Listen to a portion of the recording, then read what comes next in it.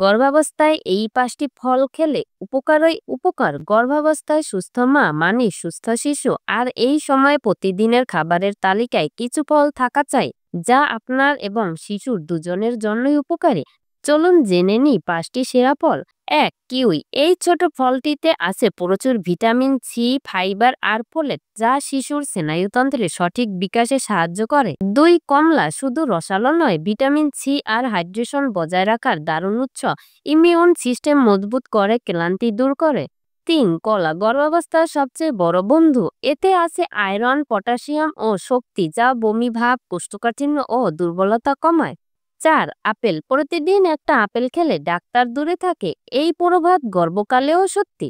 Fibre আর অ্যান্টিঅক্সিডেন্টে ভরপুর, এই ফল হজম শক্তি বাড়ায়, শিশুর ফুসফুস ও ভালোভাবে গঠিত হয়। 5. পেয়ারা।